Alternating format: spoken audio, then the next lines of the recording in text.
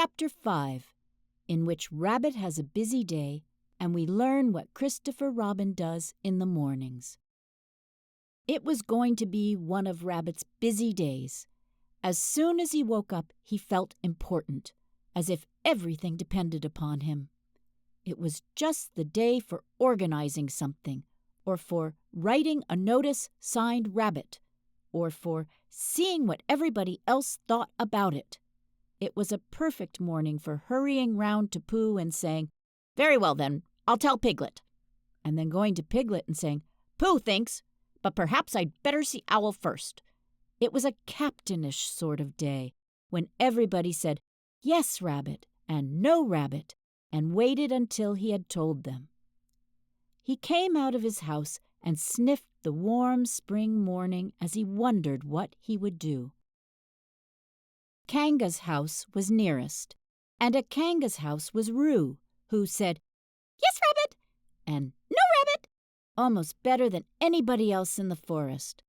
But there was another animal there nowadays, the strange and bouncy Tigger, and he was the sort of Tigger who was always in front when you were showing him the way anywhere, and was generally out of sight when at last you came to the place and said proudly, "Here we are." "No, not Kanga's," said Rabbit thoughtfully to himself as he curled his whiskers in the sun. And to make quite sure that he wasn't going there, he turned to the left and trotted off in the other direction, which was the way to Christopher Robin's house. "After all," said Rabbit to himself, "Christopher Robin depends on me. He's fond of Pooh and Piglet and Eeyore, and so am I, but they haven't any brain, not to notice. And he respects Owl, because he can't help respecting anybody who can spell Tuesday, even if he doesn't spell it right. But spelling isn't everything. There are days when spelling Tuesday simply doesn't count. And Kanga is too busy looking after Roo, and Roo is too young, and Tigger is too bouncy to be of any help. So there's really nobody but me when you come to look at it. I'll go and see if there's anything he wants doing, and then I'll do it for him. It's just the day for doing things." He trotted along happily, and by he crossed the stream and came to the place where his friends and relations lived. There seemed to be even more of them about than usual this morning, and having nodded to a hedgehog or two with whom he was too busy to shake hands, and having said good morning, importantly to some of the others, and "Ah, there you are," kindly to the smaller ones, he waved a paw at them over his shoulder and was gone, leaving such an air of excitement and I don't know what behind him that several members of the Beetle family, including Henry Rush, made their way at once to the 100-acre wood and began climbing trees, in the hope of getting to the top before it happened, whatever it was, so that they might see it properly. Rabbit hurried on by the edge of the 100-acre wood, feeling more important every minute, and soon he came to the tree where Christopher Robin lived.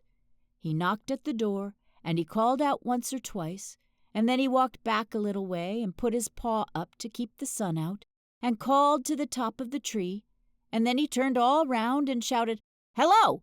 and "I say, it's Rabbit!" But nothing happened. Then he stopped and listened, and everything stopped and listened with him, and the forest was very lone and still and peaceful in the sunshine, until suddenly 100 miles above him a lark began to sing. "Bother," said Rabbit. "He's gone out."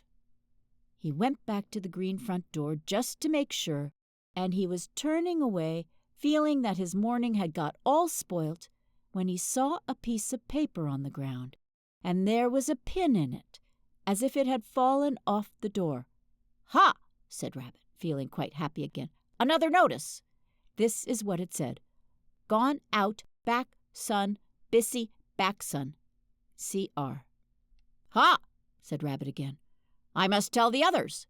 And he hurried off importantly. The nearest house was Owl's, and to Owl's house in the 100-acre wood he made his way.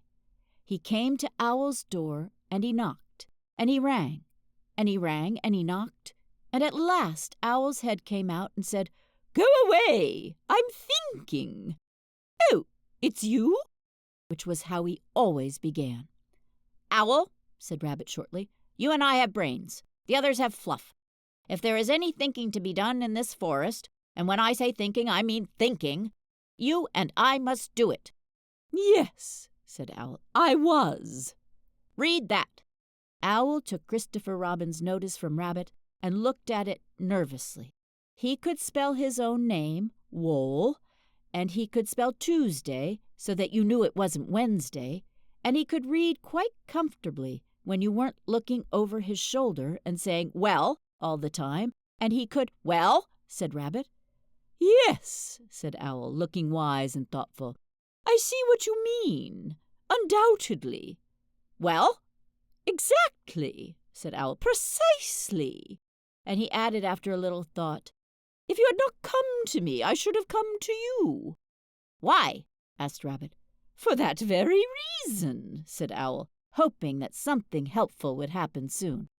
"Yesterday morning," said Rabbit solemnly, "I went to see Christopher Robin. He was out. Pinned on his door was a notice." "The same notice?" "A different one. But the meaning was the same. It's very odd." "Amazing," said Owl, looking at the notice again, and getting, just for a moment, a curious sort of feeling that something had happened to Christopher Robin's back. "What did you do?" "Nothing." "The best thing," said Owl wisely. "Well?" said Rabbit again, as Owl knew he was going to. "Exactly," said Owl. For a little while he couldn't think of anything more, and then, all of a sudden, he had an idea. "Tell me, Rabbit," he said, "the exact words of the first notice. This is very important.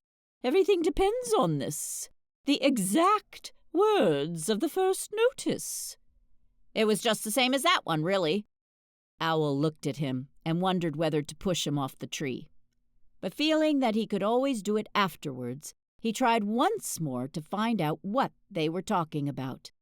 "The exact words, please," he said, as if Rabbit hadn't spoken. "It just said, 'Gone out, Backson.' Same as this, only this says, 'Bissy Backson, 2.'" Owl gave a great sigh of relief. "Ah!" said Owl. "Now we know where we are." "Yes, but where's Christopher Robin?"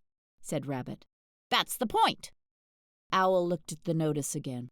To one of his education, the reading of it was easy. "Gone out, Backson, Bissy Backson."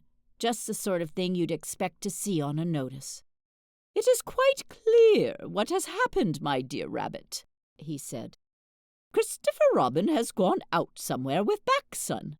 He and Backson are busy together. Have you seen a Backson anywhere about in the forest lately?" "I don't know," said Rabbit. "That's what I came to ask you.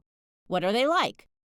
"Well," said Owl, "the spotted or herbaceous Backson is just at least," he said, "it's really more of a— Of course," he said, "it depends on the—" "Well," said Owl, "the fact is," he said, "I don't know what they're like," said Owl frankly. "Thank you," said Rabbit, and he hurried off to see Pooh.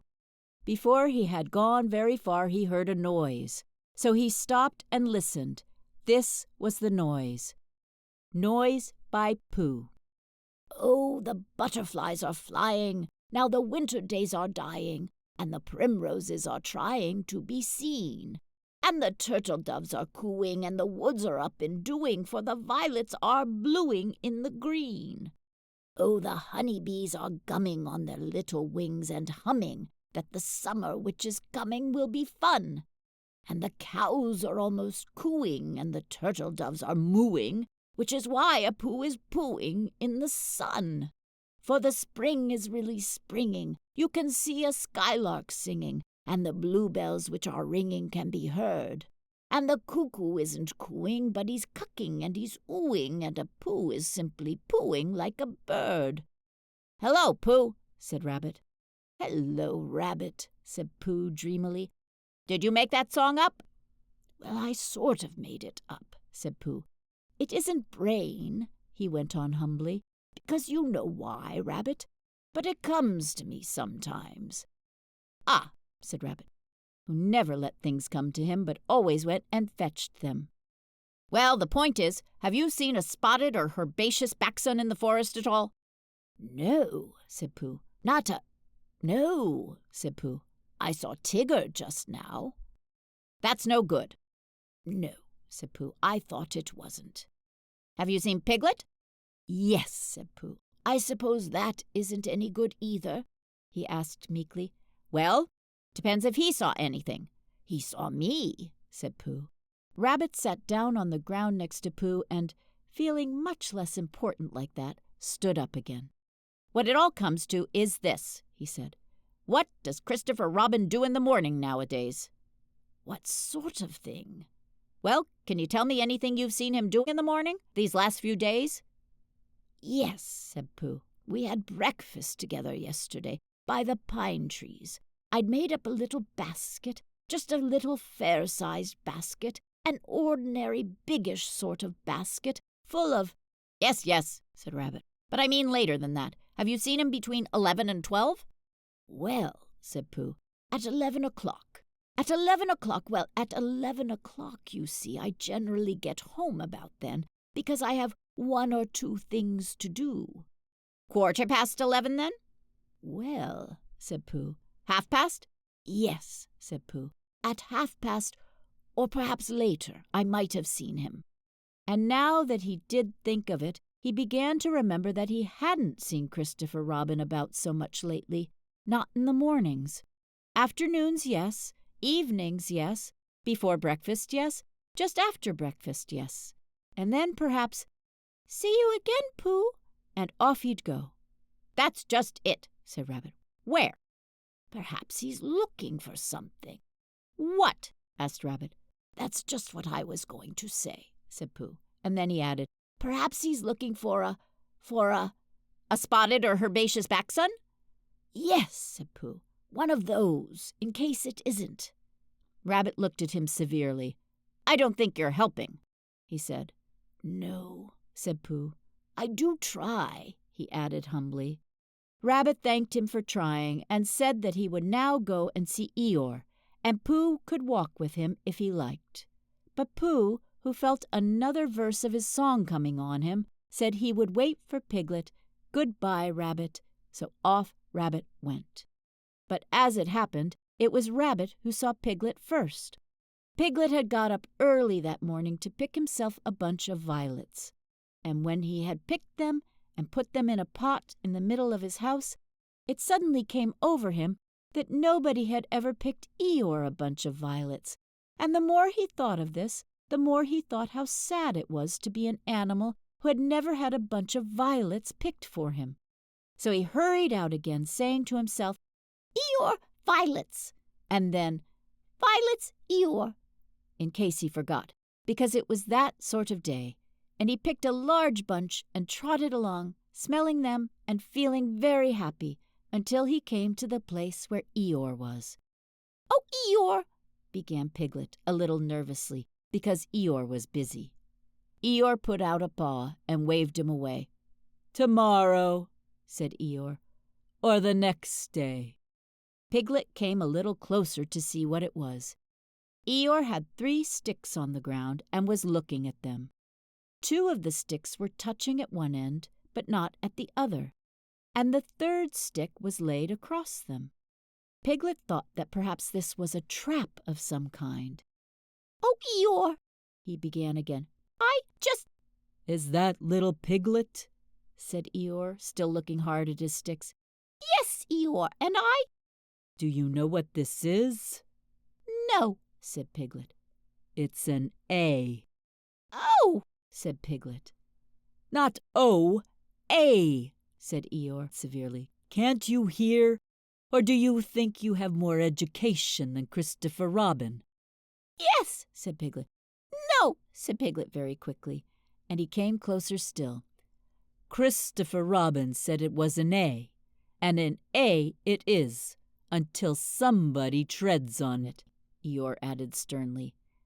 Piglet jumped backwards hurriedly and smelt at his violets.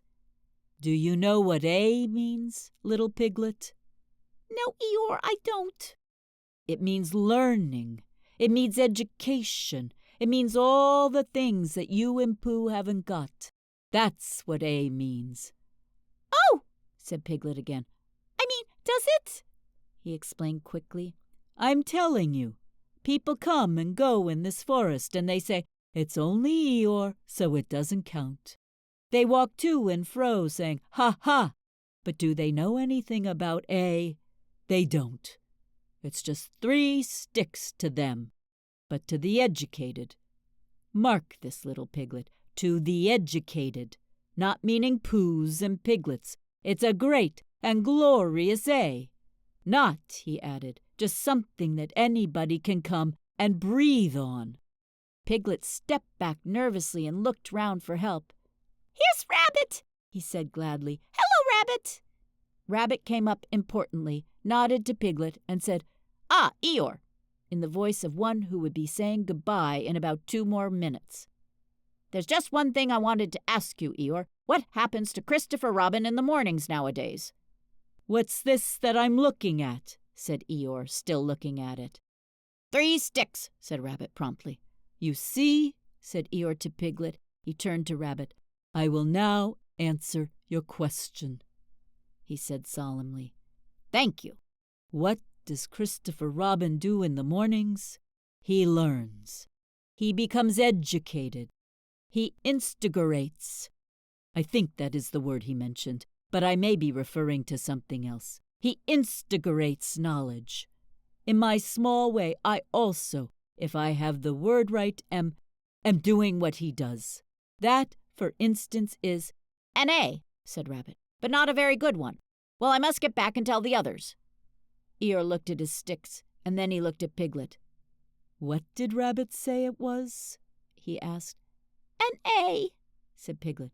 Did you tell him? No, Eeyore, I didn't. I expect he just knew. He knew?